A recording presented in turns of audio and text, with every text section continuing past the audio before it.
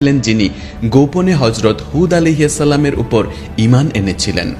অন্যদের এই উদাসীনতা দেখে বিরক্ত হয়ে তিনি দলটিকে বললেন, আল্লাহর কসম, কেবল তোমাদের প্রার্থনায় বৃষ্টি হবে না, বৃষ্টি তখনই আসবে যখন তোমরা তোমাদের নবীর কাছে ফিরে গিয়ে তাকে মান্য করবে।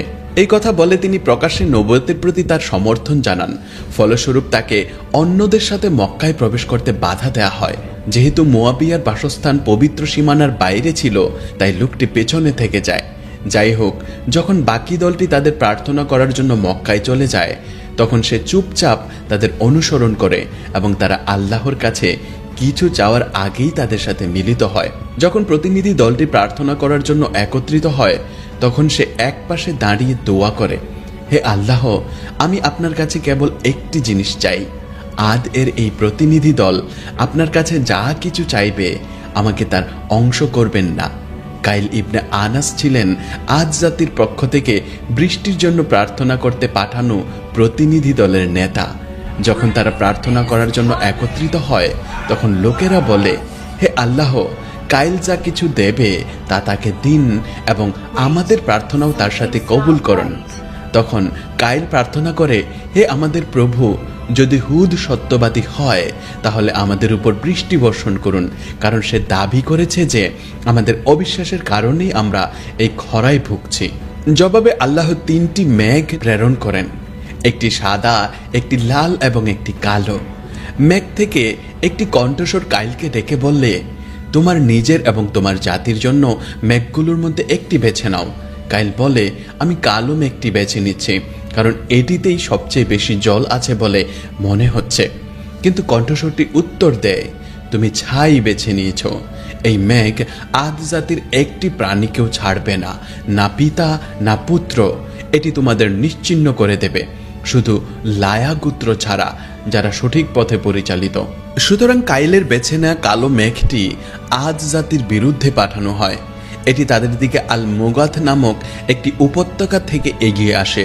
যখন আদ জাতির লোকেরা এটি দেখে তারা উল্লাস করে, ভাবে অবশেষে বৃষ্টি আসছে। কিন্তু সত্যটি প্রথম যে চিনতে পেরেছিল সে ছিল তাদের মধ্যে মাহিদ নামক এক মহিলা। সে বুঝতে পেরেছিল মেঘটি আসলে কি বহন করছে।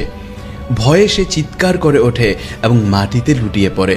যখন তার জ্ঞান ফেরে, লোকেরা তাকে জিজ্ঞাসা করে, তুমি কি দেখেছিলে মাহিদ?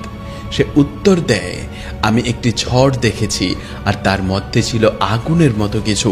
তার সামনে পুরুষরা সেটিকে তাড়িয়ে নিয়ে আসছিল।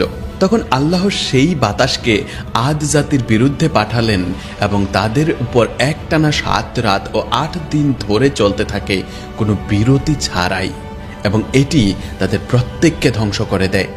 অন্যদিকে হযরত হুদ আলাইহিস সালাম এবং যারা তার উপর বিশ্বাস স্থাপন করেছিল তারা একটি সুরক্ষিত স্থানে ছিল। ঐশী গজব তাদের স্পর্শ করেনি। তারা তাদের প্রভুর করুণায় নিরাপদ ছিল। আদ জাতির বিরুদ্ধে পাঠানো ঝড়টি তাদের ভূমির উপর এসে এমন প্রচণ্ড বেগে বয়ে গিয়েছিল যে এটি আকাশ ও পৃথিবীর মধ্যে সবকিছু ছিন্ন ভিন্ন করে দিয়েছিল। এটি যার উপর দিয়ে যেত তাকে পাথরের মতো শক্ত করে দিত।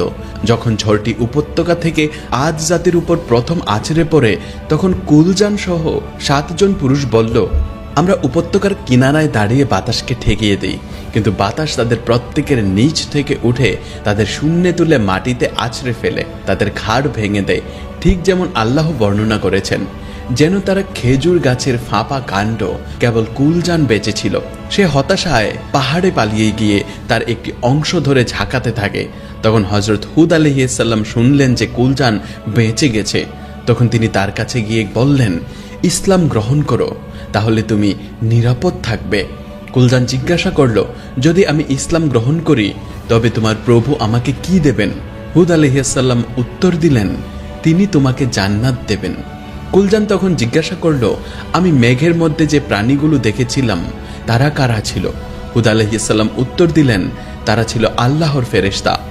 কুলজান আবার জিজ্ঞাসা করল, যদি আমি ইসলাম গ্রহণ করি তবে তোমার প্রভু কি আমাকে তাদের থেকে রক্ষা করবেন?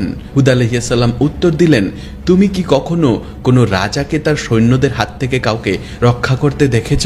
এই কথা শুনে কুলজান বলল, যদি তাই হয় তবে আমি ইসলাম গ্রহণ করব না। সে যেই মুহূর্তে এই কথাগুলো বলল, একটি প্রচণ্ড ঝড় এসে তাকে উড়িয়ে নিয়ে গেল এবং তার ধ্বংসপ্রাপ্ত বাকি লোকদের সাথে মিলিয়ে দিল।